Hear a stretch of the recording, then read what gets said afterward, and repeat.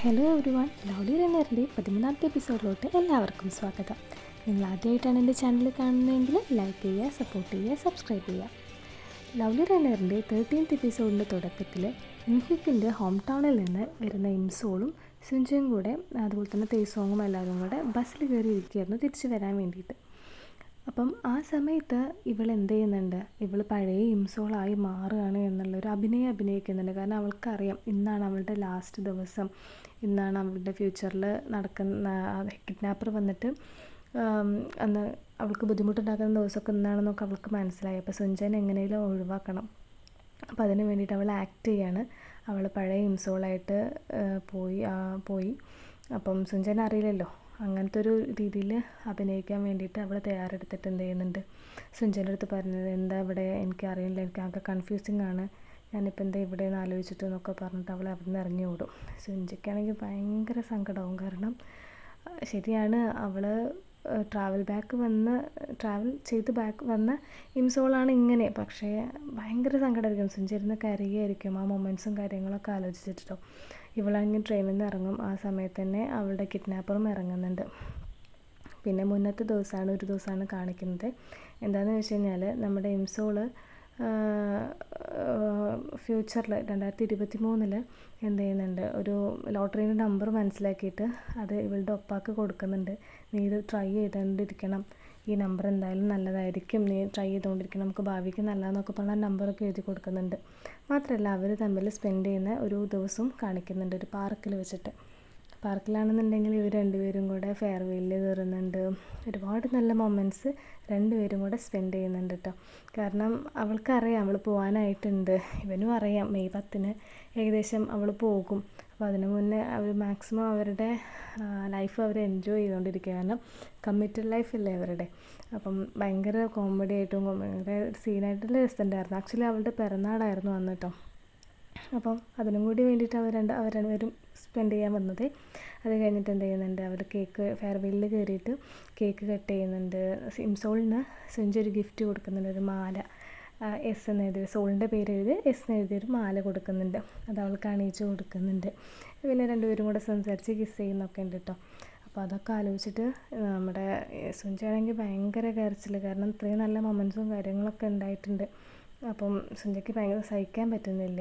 Okay, ഇതേ സമയം നമ്മുടെ ഇംസോളിൻ്റെ അമ്മേനെയും മുത്തശ്ശിനെയും കാണാൻ വേണ്ടിയിട്ട് ഡിറ്റക്റ്റീവ് വന്നിട്ട് കാര്യം പറയും. ഇങ്ങനെ തട്ടിക്കൊണ്ടുപോയിട്ടുണ്ട് ഇംസോളില്ലേ എന്നൊക്കെ ചോദിച്ചിട്ട് ഭാവിയിൽ നടന്ന കാര്യങ്ങളൊക്കെ പറയും. അപ്പോൾ അമ്മ ആകെ ഞെട്ടിയിട്ട് ഇംസോളിനെ വിളിച്ചിട്ട് പറയും, നീ എന്ത് പണിയാണ് കാണിച്ചത്, നീ പെട്ടെന്ന് ഇങ്ങോട്ട് വാ, കിഡ്നാപ്പർ അവിടെ വന്നിട്ടുണ്ടെന്നൊക്കെ പറയണം, എന്തൊക്കെയോ കേൾക്കുന്നുണ്ടെന്നൊക്കെ പറഞ്ഞിട്ട്.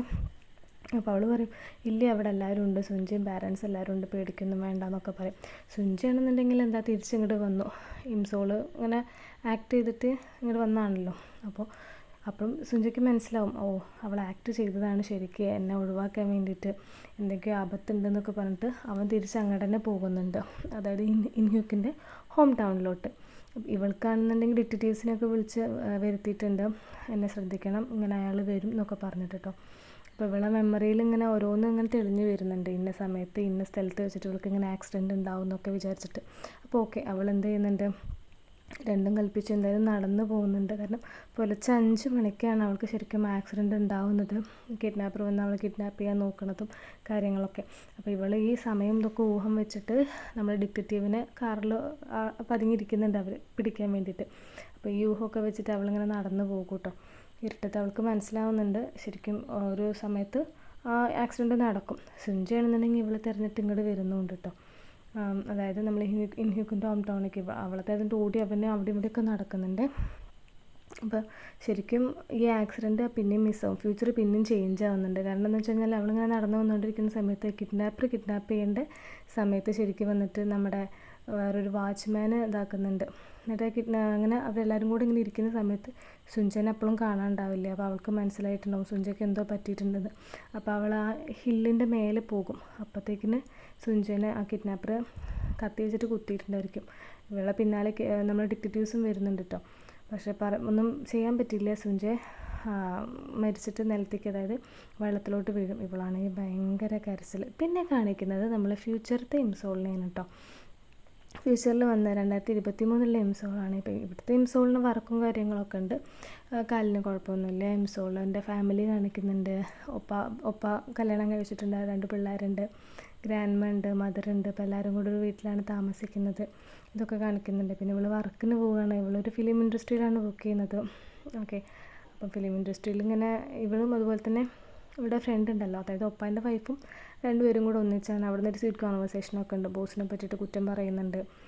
ബോസ് വന്നിട്ട് പറയുന്നുണ്ട് ഇംസോളിൻ്റെ അടുത്ത് അവരുടെ പുതിയ കഥേൻ്റെ നായകനുണ്ട്, അവനാണെന്നുണ്ടെങ്കിൽ തീരെ കോപ്പറേറ്റ് ചെയ്യുന്നില്ല, നീ ഒന്ന് പോയി സംസാരിക്കുക. കാരണം പുതിയ എടുക്കാൻ പോകുന്ന ഡ്രാമേൻ്റെ സീൻസൊന്നും കിസ്സിങ് സീൻസൊക്കെ ഉണ്ട്, അപ്പോൾ അതൊന്നും അവൻ അഭിനയിക്കുന്നില്ല, നീ ഒന്ന് പോയി റെഡി ആക്കുമെന്ന് പറഞ്ഞിട്ട് ഇംസോളിനെ പറഞ്ഞയക്കുന്നുണ്ട്. അപ്പോൾ നമ്മുടെ നായകൻ ഇതായിരിക്കും കേട്ടോ ആ സിനിമയത്തെ. അതൊരു കുട്ടി വില്ലനാണ്, ഒന്നും പറഞ്ഞാൽ കേൾക്കില്ല, അവൻ്റെ ഗേൾ ഫ്രണ്ടിനെ നോക്കി നടക്കുകയാണ്. ഇവൻ എന്ത് ചെയ്യുന്നുണ്ട്, കള്ളൊക്കെ കുടിച്ചിട്ട് വണ്ടി ഓടിക്കുന്നുണ്ട്. അപ്പോൾ ഇവൾ തടഞ്ഞു നിൽക്കുന്നുണ്ട്, കള്ള് കുടിച്ച് ഡ്രങ്ക് ചെയ്തിട്ട് ഡ്രൈവ് ചെയ്യല്ലേ എന്നൊക്കെ പറഞ്ഞിട്ട്. എന്നിട്ട് ഭയങ്കരമായിട്ട് ഷൗട്ട് ചെയ്യുന്നുണ്ട് അവൾ, ഇവൻ പറഞ്ഞ അനുസരിക്കാത്തോട്ട്. ഓക്കെ, അങ്ങനെ എന്ത് ചെയ്യുന്നുണ്ട്, പോലീസ് സ്റ്റേഷനിലേക്ക് കൊണ്ടുപോകുന്നുണ്ട് ഇംസോളിനെ. കാരണം ഇംസോൾ ഇങ്ങനെയൊക്കെ ചെയ്തു എന്നൊക്കെ പറഞ്ഞിട്ട്, കാരണം ആ ഒരു ആക്ടറിനെ പിടിച്ച് ചെവിക്ക് പിടിച്ചിട്ട് അവൾ ചീത്ത പറയുന്നൊക്കെ ഉണ്ട്. അപ്പോൾ അവർ പറയുന്നുണ്ട് സോറി എഴുതി കൊടുക്കണം എന്നൊക്കെ, അതായത് ആ ആക്ടറിൻ്റെ മാനേജർ പറയുന്നുണ്ട് സോറി എഴുതി കൊടുക്കണം, ഞങ്ങൾ ഇനി ആ ഫിലിമിന് അഭിനയിക്കില്ല എന്നൊക്കെ പറഞ്ഞിട്ട്. അപ്പം ഇവിടെയാണെങ്കിൽ ജയിലിലാണെന്നുണ്ടെങ്കിൽ തേസോങ് ഉണ്ടായിരിക്കും. തേസോങ് ആക്ച്വലി ഇവിടുത്തെ പോലീസ് ഓഫീസർ ആയിരിക്കും കേട്ടോ. എന്നിട്ട് ഇവൾ പറയുന്നുണ്ട് ശരിക്കും ഇപ്പോൾ പോലീസായി ഇതിൻ്റെ ഉള്ളിൽ കിടക്കുന്ന കള്ളന് കിടക്കേണ്ട സ്ഥലത്ത് എന്താ ഇതിൻ്റെ ഉള്ളിൽ കിടക്കണേ. അപ്പോൾ അവൻ പറയുന്നുണ്ട്, തേസോങ് പറയുന്നുണ്ട് ഇതിൻ്റെ ഉള്ളിൽ കിടക്കാനാണ് രസം, എന്നാൽ നമുക്കൊന്നൊരു ഡ്രിങ്ക് ആയാലോ എന്നൊക്കെ പറഞ്ഞിട്ട് അവർ രണ്ടുപേരും കൂടെ കൂടുന്നുണ്ട് കേട്ടോ. എന്നിട്ട് ഓരോന്ന് അവർ രണ്ടുപേരും കൂടെ സംസാരിക്കുന്നുണ്ട്, എന്താ ആക്ച്വലി സംഭവം എന്നൊക്കെ ചോദിച്ചിട്ട്. അപ്പോൾ അവൾ പറയുന്നുണ്ട് ജോലി പോകുന്ന കേസാണ്, അതാണ് ഞാൻ മാപ്പ് എഴുതി കൊടുത്തത്, അല്ലെങ്കിൽ എഴുതി കൊടുക്കുന്നില്ല. ആ ചെക്കൻ ശരിക്കും ഡ്രങ്ക് ചെയ്തിട്ട് ഡ്രൈവ് ചെയ്തുകൊണ്ട് ഞാൻ അങ്ങനെയൊക്കെ ബിഹേവ് ചെയ്തത്, അല്ലെങ്കിൽ അങ്ങനെയൊന്നും ഉണ്ടാവില്ലായിരുന്നു എന്നൊക്കെ പറയും. എന്നിട്ട് എന്ത് ചെയ്യുന്നുണ്ട്, ഇവൾ കുടിച്ചിലൊക്കെ ഇല്ലാതെ ബോധം കിടന്നുണ്ട്. നമ്മുടെ പാവം തേസോങ്ങനാണെങ്കിൽ ഇവളെ ഏറ്റിയിട്ട് ഇങ്ങനെ കൊണ്ടുവരുന്നുണ്ട് കേട്ടോ, തോളത്തിങ്ങനെ ക്യാരി ചെയ്തിട്ട് ഇങ്ങനെ കൊണ്ടുവന്നുകൊണ്ടിരിക്കുകയാണ്. അപ്പം അതിൻ്റെ ഇടയ്ക്ക് ഇവിടെ ഇത്തിരി നേരം ഇരുത്തും. ആ സമയത്ത് നമ്മുടെ മഴയില്ല, നമ്മൾ സ്നോ വീഴുന്നുണ്ട് കേട്ടോ. അപ്പോൾ സ്നോ വീഴുമ്പോൾ ശരിക്കും ഇംസോൾ സുഞ്ചേനെ ഇങ്ങനെ ആലോചിക്കും, പണ്ടത്തെ മൊമെൻറ്റ്സും കാര്യങ്ങളൊക്കെ ആലോചിച്ചിട്ട് അവിടെ ഭയങ്കരമായിട്ട് കരയാൻ തുടങ്ങും. സുഞ്ചെ എനിക്ക് തന്നെ മിസ് ചെയ്യണമെന്നൊക്കെ പറഞ്ഞിട്ട്. അപ്പോൾ നമ്മൾ തേസോങ് ആണെന്നുണ്ടെങ്കിൽ എന്താ ഇപ്പോൾ ഇവൾ ഇങ്ങനെ പറയുന്നത്, എന്താ ഇങ്ങനെ ശരിക്കും ആക്ച്വലി അവൾ കുടിച്ചിരിക്കുകയാണല്ലോ, എന്തപ്പോൾ ആക്ച്വലി ഇങ്ങനെ പറയുന്നതെന്നൊക്കെ വിചാരിച്ചിട്ട് ഇങ്ങനെ നോക്കുന്നുണ്ട് കേട്ടോ, അറിയാത്ത രീതിയിൽ. എന്നിട്ട് എന്ത് ചെയ്യുന്നുണ്ട്, അവളെ എടുത്തിട്ട് വീട്ടിൽ കൊണ്ടാക്കുന്നുണ്ടൊക്കെ. പിറ്റേ ദിവസമാണെന്നുണ്ടെങ്കിൽ ഇവൾക്ക് കുടിച്ചിട്ട് ഭയങ്കര തലവേദന. ഇവളാണെങ്കിൽ ഓഫീസിലാണ്. അപ്പോൾ നമ്മൾ തേസോങ് മെസ്സേജ് അയക്കുന്നുണ്ട്, കുഴപ്പമൊന്നുമില്ലല്ലോ, എന്താണ് ഞാൻ ഫുഡ് നമുക്ക് ലഞ്ച് ഒന്നിച്ച് കഴിച്ചാലോ എന്നൊക്കെ പറഞ്ഞിട്ട് കേട്ടോ. കുഴപ്പമൊന്നുമില്ലല്ലോ, സൂപ്പൊക്കെ കഴിച്ചില്ലേ, ഹാങ് ഓവറിൻ്റെ സൂപ്പൊക്കെ കഴിച്ചില്ലേ എന്നൊക്കെ ചോദിക്കും. അപ്പോൾ അവൾ ഓക്കെ ആന്നൊക്കെ പറയും. അപ്പോൾ അപ്പോഴും ഇവന് നല്ല സംശയമുണ്ട്, എന്താ അപ്പോൾ ഇങ്ങനെ അവൾ കുടിച്ചതിന് ശേഷം സുഞ്ചേനെ അങ്ങനെ പറയുന്നുണ്ട് കേട്ടല്ലോ, അതൊക്കെ വലിച്ചിട്ട്. ഇവിടെയാണെന്നുണ്ടെങ്കിൽ ബോസ് ഭയങ്കരമായിട്ട് സങ്കടപ്പെടുന്നുണ്ട്. കാരണം എന്താണെന്ന് വെച്ച് കഴിഞ്ഞാൽ നിനക്കൊന്ന് വാ തുറന്ന് പറയുന്നില്ല, അവൻ കുടിച്ചിട്ടാണ് നീ ഇങ്ങനെയൊക്കെ ബിഹേവ് ചെയ്തത്, അല്ലെങ്കിൽ ഞാനിങ്ങനെ മാപ്പ് എഴുതി കൊടുക്കാൻ പറയില്ലല്ലോ എന്നൊക്കെ പറയേ. ഓക്കെ, അപ്പോൾ ഇവൾ എന്ത് ചെയ്യുന്നുണ്ട്, ഇവൾ പുതിയ സ്ക്രിപ്റ്റൊക്കെ ബോസിന് കൊടുക്കുന്നുണ്ട്. അതിൻ്റെ ഉള്ളിലൊരു ലെറ്റർ പാഡ് ഉണ്ടായിരിക്കും. ആക്ച്വലി ലെറ്റർ പാഡിൻ്റെ ഉള്ളിലൊരു ഇതുണ്ടായിരിക്കും, ഒരു കവറിൽ അവൾ റെസിഗ്നേഷൻ ലെറ്റർ എഴുതി കൊടുത്തിട്ടുണ്ടായിരിക്കും. ഇവളത് ശരിക്കും തലേന്ന് കുടിച്ചിട്ട് ബോധമില്ലാതെ എഴുതി കൊടുത്തതായിരിക്കും. ഇവൾക്കാണെന്നുണ്ടെങ്കിൽ ആകെ എന്താ ചെയ്യേണ്ടതെന്ന് അറിയില്ല. കാരണം ബോസിൻ്റെ കയ്യിലെത്തി, ബോസിനുള്ള താങ്ക് യു ലെറ്ററോ സോറി ലെറ്ററോ എന്തൊക്കെയാണെന്ന് വെച്ചിട്ട് ബോസ് അത് എടുത്തും കൊണ്ടുപോയി. പിന്നെ ഇവൾക്കപ്പോൾ ബോധമില്ലായിരുന്നു. പിന്നെ കൊടുത്ത് കഴിഞ്ഞതിന് ശേഷം ഇവൾ ഫ്രണ്ടിൻ്റെ അടുത്ത് പറയുന്നത്, അയ്യോ അതെൻ്റെ റെസിഗ്നേഷൻ ലെറ്റർ ആയിരുന്നു, അതെങ്ങനെയാലും അതിൻ്റെ ഉള്ളിൽ എടുക്കണമല്ലോ എന്നൊക്കെ ആലോചിച്ചിട്ട്. അപ്പോൾ ഫ്രണ്ട് പറയും അത് നിനക്ക് പറ്റും തോന്നുന്നില്ല, ബോസ് ഒരു അവാർഡ് ഷോയ്ക്കാണ് പോയതെന്ന് പറയും. എന്നിട്ട് എന്ത് ചെയ്യുന്നുണ്ട്, ഇവൾ ബോസിനെ തിരഞ്ഞിട്ട് അവാർഡ് ഷോയ്ക്ക് പോകുന്നുണ്ട്. അപ്പോൾ ഒരുപാട് ആൾക്കാരുണ്ട് അവിടെ. അപ്പം ആരും അറിയാതെ ഇങ്ങനെ ആ ബോസ് ഒരു പേഴ്സിലാണ് ആ ലെറ്റർ വെച്ചിട്ടുള്ളത്. അത് ആ കവറിൽ നിന്ന് എടുക്കണം, ലെറ്റർ എന്തായാലും ആ പേഴ്സിൽ നിന്ന് എടുക്കണം.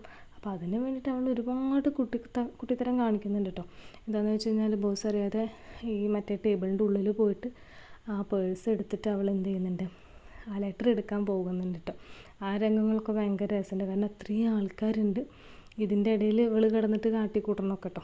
ഇതെന്നിട്ട് അവളെന്ത് ചെയ്യുന്നുണ്ട്, ആ ബോക്സ് എടുത്തിട്ട് നേരെ ഓടിക്കയറി സ്റ്റെയർ കേസ് കയറുമ്പോൾ എന്ത് ചെയ്യുന്നുണ്ട്, നമ്മുടെ സുഞ്ചേനെ മീറ്റ് ചെയ്യുന്നുണ്ട്. അതൊരു നല്ല അടിപൊളി മൊമെൻ്റ് ആയിരുന്നു കേട്ടോ. കാരണം ഒരുപാട് വർഷത്തിന് ശേഷം അവർ മീറ്റ് ചെയ്യുന്നത്. ആക്ച്വലി സുഞ്ചെ ഇംസോളിനെ പറ്റിയിട്ട് ഒക്കെ മറന്നിട്ടുണ്ടായിരിക്കും, ആരെ ഒന്നുമില്ല, പക്ഷേ ഇംസോളിനെല്ലാം ഓർമ്മയുണ്ട്. അപ്പം സീന് കാണിക്കുന്നുണ്ട്, സുഞ്ചയെ മരിച്ചിട്ടിങ്ങനെ അവനെടുത്ത് കൊണ്ടുവരുമ്പോൾ അവൻ്റെ വാച്ച് ലൈറ്റ് കത്തുന്നത്. കാരണം അവൻ മരിച്ചാലാണല്ലോ ആ ലൈറ്റ് കത്തുന്നത് പണ്ട്. അതുപോലെ ഒരു ചാൻസും കൂടി കിട്ടി അവൾക്ക് പിന്നോട്ട് പോകാൻ. അപ്പോൾ അവൾ എന്ത് ചെയ്യുന്നുണ്ട്, പിന്നോട്ട് പോകുന്നുണ്ട്. പിന്നോട്ട് പോകുന്ന മൊമെൻ്റ് എന്താണെന്ന് വെച്ച് കഴിഞ്ഞാൽ അവർ ആദ്യം കണ്ടുമുട്ടി. കാരണം അവൻ ആദ്യമായിട്ട് കണ്ടുമുട്ടിയ മൊമെൻറ്റിലോട്ട് അവൾ എത്തുന്നുണ്ട്. അങ്ങനെ കണ്ടുമുട്ടിയോണ്ടാണല്ലോ ഇവൾ ഇഷ്ടമായത്. അത് പ്രിവെൻറ്റ് ചെയ്യാൻ വേണ്ടി അവൾ ശരിക്കും ആംബർലയും കൊണ്ടന്ന് നമ്മളെ കൊറിയർ ബോയ് ആയിട്ട് തെറ്റിദ്ധരിച്ചിട്ടില്ല എന്നുണ്ടെങ്കിൽ അവളെ ഇഷ്ടപ്പെടില്ലായിരുന്നു. ശരിക്കും ഇപ്പോൾ അവൾ ആ മൊമെൻ്റ് ഉണ്ട് ഇല്ലാതെയാക്കി. അങ്ങനെ അവൾ ഒളിച്ചു നിന്നു, അവൻ രക്ഷപ്പെടട്ടെ എന്ന് വെച്ചിട്ട്. അങ്ങനെ അവൻ അവിടെയായിരുന്നു നമ്മൾ 13th എപ്പിസോഡ് എൻഡ് ചെയ്തിരിക്കുന്നത്. 14th എപ്പിസോഡ് നല്ല എപ്പിസോഡാണ്. അപ്പോൾ ആരും വീഡിയോ മിസ്സാക്കരുത്. തീർച്ചയായിട്ടും വീഡിയോ കാണുക, ലൈക്ക് ചെയ്യുക, സപ്പോർട്ട് ചെയ്യുക. താങ്ക്